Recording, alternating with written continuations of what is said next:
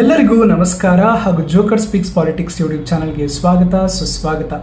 ನಾನು ಇವತ್ತು ನಿಮ್ಮ ಮುಂದೆ ಟಾಪ್ 5 ಕರ್ನಾಟಕದ ಪೊಲಿಟಿಕಲ್ ಅಪ್ಡೇಟ್ಸ್ನ ತೆಗೆದುಕೊಂಡು ಬಂದಿದ್ದೀನಿ ಸ್ನೇಹಿತರೆ.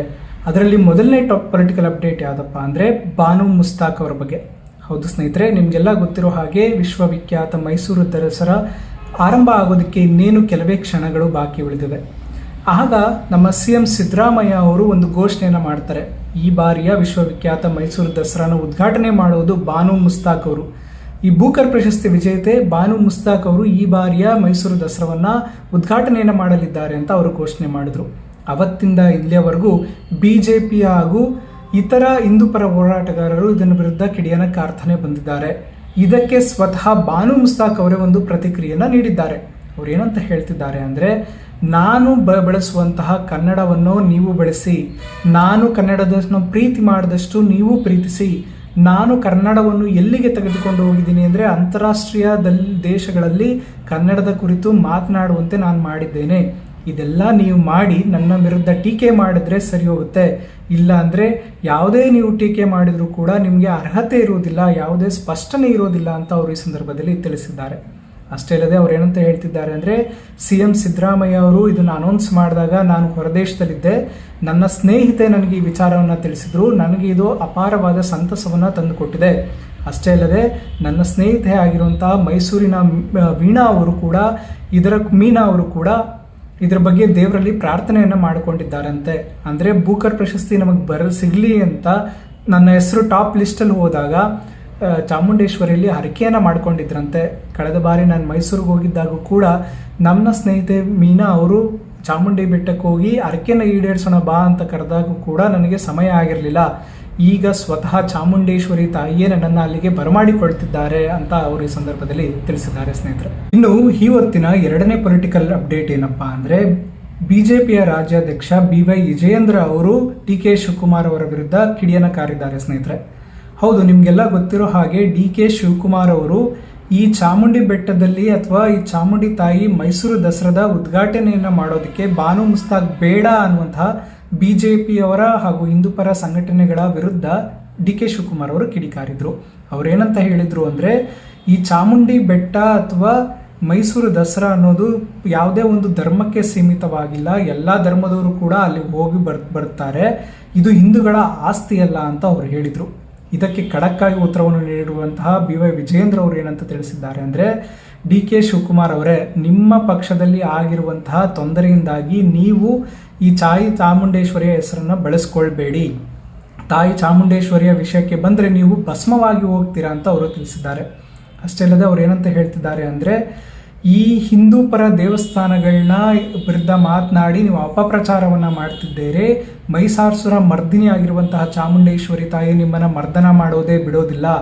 ಆದ್ರಿಂದ ಹಿಂದೂ ಧರ್ಮಗಳ ಈ ತಾಯಿ ಚಾಮುಂಡೇಶ್ವರಿ ಆಗಿರ್ಬೋದು, ಬೇರೆ ದೇವಸ್ಥಾನಗಳ ಕುರಿತು ಅವಹೇಳನಕಾರಿ ಹೇಳಿಕೆಯನ್ನು ನೀವು ಕೊಡಬೇಡಿ ಅಂತ ಅವರು ಈ ಸಂದರ್ಭದಲ್ಲಿ ಗಟ್ಟಿಯಾಗಿ ತಿಳಿಸಿದ್ದಾರೆ ಸ್ನೇಹಿತರೆ. ಇನ್ನು ಇವತ್ತಿನ ಮೂರನೇ ಪೊಲಿಟಿಕಲ್ ಅಪ್ಡೇಟ್ ಯಾರ್ದಪ್ಪ ಅಂದರೆ DK ಶಿವಕುಮಾರ್ ಅವರ ಬಗ್ಗೆ. ಹೌದು ಸ್ನೇಹಿತರೆ, JDS ತಮ್ಮ ಟ್ವೀಟ್ನಲ್ಲಿ ಏನಂತ ತಿಳಿಸಿದ್ರು ಅಂದರೆ, DK ಶಿವಕುಮಾರ್ ಅವರು ಎದುರ್ಕೊಂಡ್ಬಿಟ್ಟಿದ್ದಾರೆ, ಹೇಳಿ ಆಗ್ಬಿಟ್ಟಿದ್ದಾರೆ ಅಂತ ತಿಳಿಸಿದ್ರು. ಅದಕ್ಕೆ DK ಶಿವಕುಮಾರ್ ಅವರು ಏನಂತ ಹೇಳ್ತಿದ್ದಾರೆ ಅಂದರೆ, ನಾನು ಎಂತೆಂಥ ಪ್ರಭಾವಿ ನಾಯಕರಿಗೆ ಎದುರಲಿಲ್ಲ, ಇನ್ನು ಈ ಟ್ವೀಟ್ಗೆ ಎದುರ್ತೀನ, ನಾನು ಯಾರಿಗೂ ಎದುರೋದಿಲ್ಲ ಅಂತ ಅವರು ಹೇಳಿದ್ದಾರೆ. ಅದೇ ರೀತಿ ಪತ್ರಿಕಾಗೋಷ್ಠಿಯೊಂದಿಗೆ ಮಾತನಾಡಿ ಅವರು ಏನಂತ ತಿಳಿಸಿದ್ರು ಅಂದರೆ, ಇತ್ತೀಚಿನ ದಿನಗಳಲ್ಲಿ ಬಾನು ಮುಸ್ತಾಕ್ ಅವರು ಚಾಮುಂಡಿ ಬೆಟ್ಟವನ್ನು ಅಥವಾ ಮೈಸೂರು ದಸರಾವನ್ನು ಉದ್ಘಾಟನೆ ಮಾಡಲಿದ್ದಾರೆ ಅನ್ನುವ ಪ್ರಶ್ನೆ ಬಂದಾಗ ಅವ್ರು ಏನಂತ ಹೇಳಿದ್ರು ಅಂದರೆ, ಚಾಮುಂಡಿ ಬೆಟ್ಟ ಒಂದು ವರ್ಗದವರಿಗೆ ಸೀಮಿತವಾಗಿಲ್ಲ, ಇದು ಹಿಂದೂಗಳ ಆಸ್ತಿ ಅಲ್ಲವೇ ಅಲ್ಲ. ಹಿಂದಿನ ಕಾಲದಿಂದಲೂ ಕೂಡ ಹಲವಾರು ಮಂದಿ ಇಲ್ಲಿಗೆ ಬರ್ತಾ ಇದ್ದಾರೆ, ವಿದೇಶಿಗರು ಕೂಡ ಇಲ್ಲಿಗೆ ಬರ್ತಾ ಇದ್ದಾರೆ. ಅವ್ರ ಧರ್ಮ ಬೇರೆ, ಜಾತಿ ಬೇರೆ, ಅವ್ರನ್ನ ನಾವು ಬರಮಾಡ್ಕೊಳ್ಳಿಲ್ವಾ? ಅದೇ ರೀತಿ ಇಲ್ಲಿ ಜನರಿಗೆ ಅಥವಾ ಬೇರೆ ಬೇರೆ ಮಕ್ಕಳಿಗೆ ತಂದೆ ತಾಯಿಗಳು ಬೇರೆ ಬೇರೆ ಇರ್ತಾರೆ, ಅವರು ಆಚರಿಸುವಂತಹ ಆಚರಣೆಗಳು ಬೇರೆ ಬೇರೆ ಇರ್ತಾರೆ. ಆದರೆ ಅವ್ರ ಮಕ್ಕಳನ್ನು ಇಲ್ಲಿಗೆ ದೇವಸ್ಥಾನಕ್ಕೆ ಬರಬೇಡಿ ಅಂತ ಹೇಳೋದಕ್ಕೆ ನಾವು ಯಾರು ಅಂತ ಅವರು ತಿಳಿಸಿದ್ದಾರೆ. ಅಷ್ಟೇ ಅಲ್ಲದೆ ಮುಂದುವರ್ತಾ ಏನು ಹೇಳ್ತಿದ್ದಾರೆ ಅಂದರೆ, ನಾವೆಲ್ಲ ಮನುಷ್ಯರು ಅದನ್ನ ಪ್ರೀತಿಯಿಂದ ನಾವು ಕಾಣಬೇಕು, ಮಾನವರಿಂದಲೇ ವಿಶ್ವಕ್ಕೆ ಶಾಂತಿಯನ್ನು ಸಿಗುವುದು ಅಂತ ನಾವು ದೊಡ್ಡವರು ಹೇಳಿದ್ದಾರೆ. ಅದನ್ನು ನಾವು ಅರ್ಥೈಸಿ ಮಾಡಿಕೊಂಡು ಇದರಲ್ಲಿ ಯಾವುದೇ ರಾಜಕಾರಣ ಮಾಡಬಾರ್ದು ಅಂತ ಈ ಸಂದರ್ಭದಲ್ಲಿ ಅವರು ತಿಳಿಸಿದ್ರು ಸ್ನೇಹಿತರೆ. ಇನ್ನು ಇವತ್ತಿನ ನಾಲ್ಕನೇ ಪೊಲಿಟಿಕಲ್ ಅಪ್ಡೇಟ್ ಅಂದರೆ ಅದು ಯದುವೀರ್ ಒಡೆಯರ್ ಅವ್ರದ್ದು. ಹೌದು ಸ್ನೇಹಿತರೆ, ಅವರು DK ಶಿವಕುಮಾರ್ ಅವರು ಹೇಳಿದಂಥ ಹೇಳಿಕೆಗೆ ಒಂದು ಕೌಂಟರನ್ನು ನೀಡಿದ್ದಾರೆ. ಡಿ ಕೆ ಶಿವಕುಮಾರ್ ಅವರು ಏನಂತ ಹೇಳಿದರು ಅಂದರೆ ಚಾಮುಂಡೇಶ್ವರಿ ದೇವಿ ಅಥವಾ ಮೈಸೂರು ದಸರಾ ಅನ್ನೋದು ಒಂದು ಧರ್ಮಕ್ಕೆ ಸೀಮಿತವಾಗಿಲ್ಲ, ಎಲ್ಲ ಧರ್ಮಗಳು ಅಲ್ಲಿಗೆ ಹೋಗಬಹುದು ಅಂತ ಹೇಳಿದರು. ಇದು ಹಿಂದೂಗಳ ಆಸ್ತಿ ಅಲ್ಲ ಅಂತ ಕೂಡ ಹೇಳಿದರು. ಅದಕ್ಕೆ ಕೌಂಟರನ್ನು ನೀಡಿರುವ ಯದುವೀರ್ ಒಡೆಯರ್ ಅವರು ಏನಂತ ಹೇಳ್ತಿದ್ದಾರೆ ಅಂದರೆ, ಹೌದು ನಿಜಾನೇ, ಈ ಚಾಮುಂಡಿ ತಾಯಿ ಅಥವಾ ಮೈಸೂರು ದಸರಾ ಎಲ್ಲ ಧರ್ಮಗಳು ಬರೋದಕ್ಕೆ ಮುಕ್ತವಾಗಿದೆ. ಆದರೆ ಚಾಮುಂಡೇಶ್ವರಿ ಬೆಟ್ಟ ಅನ್ನೋದು ಒಂದು ಶಕ್ತಿಪೀಠ ಇದ್ದ ಹಾಗೆ. ಚಾಮುಂಡಿ ತಾಯಿ ಹಿಂದೂ ದೇವರು, ಇದು ಹಿಂದೂ ಗ್ರಂಥಗಳಲ್ಲಿ ಉಲ್ಲೇಖವಿದೆ, ಬೇರೆ ಯಾವ ಗ್ರಂಥಗಳಲ್ಲೂ ಇಲ್ಲ. ಮಾರ್ಕಂಡೇಯನ ಪುರಾಣ ಮಹಾತ್ಮೆಯಲ್ಲಿ ಇದರ ಬಗ್ಗೆ ಉಲ್ಲೇಖವಿದೆ.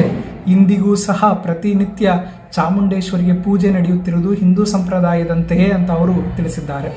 ಅಷ್ಟೇ ಅಲ್ಲದೆ ಮುಂದುವರೆದವರು ಏನಂತ ಹೇಳ್ತಿದ್ದಾರೆ, ಬೇರೆ ಧರ್ಮದವರು ಇಲ್ಲಿಗೆ ಬರಬಹುದು, ಆದರೆ ಈ ಚಾಮುಂಡೇಶ್ವರಿ ಆಗಿರ್ಬೋದು, ಈ ದಸರಾ ಏನಿದೆ ಅದನ್ನು ದಿನಾಂಕವನ್ನು ನಿಗದಿ ಮಾಡೋದು ಹಿಂದೂ ಪಂಚಾಂಗವೇ, ಬೇರೆ ಯಾವ ಮನಸ್ಸೋ ಇಚ್ಛೆ ಮಾಡೋದಕ್ಕೆ ಆಗೋದಿಲ್ಲ, ಇದು ಹಿಂದೂ ದೇವಿಯೇ ಸರಿ ಅಂತ ಅವರು ಡಿ ಕೆ ಶಿವಕುಮಾರ್ ಅವರಿಗೆ ಒಂದು ಟಾಂಗನ್ನು ನೀಡಿದ್ದಾರೆ ಸ್ನೇಹಿತರೆ. ಇನ್ನು ಇವತ್ತಿನ ಕೊನೆಯ ಪೊಲಿಟಿಕಲ್ ಅಪ್ಡೇಟ್ ಯಾರ್ದಪ್ಪ ಅಂದರೆ ಮಲ್ಲಿಕಾರ್ಜುನ ಖರ್ಗೆ ಅವರ ಬಗ್ಗೆ. ಹೌದು ಸ್ನೇಹಿತರೆ, ಮಲ್ಲಿಕಾರ್ಜುನ ಖರ್ಗೆ ಅವರಿಗೆ ಪತ್ರಿಕಾ ಸಂಘದವರು ಏನಂತ ಕೇಳಿದ್ರು ಅಂದರೆ, RSS ಗೀತೆನ ಡಿ ಕೆ ಶಿವಕುಮಾರ್ ಹಾಡಿದ್ರ ಬಗ್ಗೆ ವಿಚಾರಿಸಿದಾಗ ಅವ್ರು ಏನಂತ ಹೇಳಿದ್ರು ಅಂದರೆ, ಡಿ ಕೆ ಶಿವಕುಮಾರ್ ಅವರೆಲ್ಲ ಯಾರೂ ಕೂಡ ಇದ್ರ ಬಗ್ಗೆ ಮಾತನಾಡಬಾರ್ದು, ಆದರೆ ಈ ಡಿ ಕೆ ಶಿವಕುಮಾರ್ ಅವರು ಈ ರೀತಿ ಹೇಳಬಾರ್ದಿತ್ತು, ಅವರು ಇದಕ್ಕೆ ಕ್ಷಮೆಯನ್ನು ಕೂಡ ಕೇಳಿದ್ದಾರೆ, ಇದು ಕ್ಲೋಸ್ ಆಗಿರೋ ವಿಚಾರ, ನಾನು ಅದ್ರ ಬಗ್ಗೆ ಪ್ರತಿಕ್ರಿಯೆಯನ್ನು ನೀಡೋದಿಲ್ಲ ಅಂತ ಅವರು ತಿಳಿಸಿದ್ದಾರೆ. ಅಷ್ಟೇ ಅಲ್ಲದೆ ಧರ್ಮಸ್ಥಳದ ಪ್ರಕರಣ ಕುರಿತು ಕೂಡ ಮಲ್ಲಿಕಾರ್ಜುನ ಖರ್ಗೆ ಅವ್ರನ್ನ ಕೇಳಲಾಗಿತ್ತು. ಅದಕ್ಕೂ ಕೂಡ ಅವ್ರು ಏನಂತ ಹೇಳಿದ್ದಾರೆ ಅಂದರೆ, ಅದು ಕೂಡ ಮುಗಿದು ಹೋಗಿರೋ ವಿಷಯ, ನಾನು ಅದ್ರ ಬಗ್ಗೆ ಯಾವುದೇ ಪ್ರತಿಕ್ರಿಯೆಯನ್ನು ನೀಡೋದಿಲ್ಲ ಅಂತ ಮಲ್ಲಿಕಾರ್ಜುನ ಖರ್ಗೆ ಅವರು ಈ ಸಂದರ್ಭದಲ್ಲಿ ತಿಳಿಸಿದ್ದಾರೆ. ಸ್ನೇಹಿತರೆ, ಇದಿಷ್ಟು ಇವತ್ತಿನ ಕರ್ನಾಟಕ ಪೊಲಿಟಿಕ್ಸ್ ವಿಷಯಗಳಾಗಿತ್ತು. ಇನ್ನು ಹೆಚ್ಚಿನ ಕರ್ನಾಟಕ ಪೊಲಿಟಿಕ್ಸ್ ವಿಷಯಗಳಿಗಾಗಿ ದಯಮಾಡಿ ನನ್ನ ಯೂಟ್ಯೂಬ್ ಚಾನಲ್ನ ಸಬ್ಸ್ಕ್ರೈಬ್ ಮಾಡಿಕೊಂಡು ಸಪೋರ್ಟ್ ಮಾಡಿ ಅಂತ ಕೇಳ್ಕೊಳ್ತಾ ವಿಡಿಯೋ ನೋಡಿದ್ದಕ್ಕಾಗಿ ಧನ್ಯವಾದಗಳು.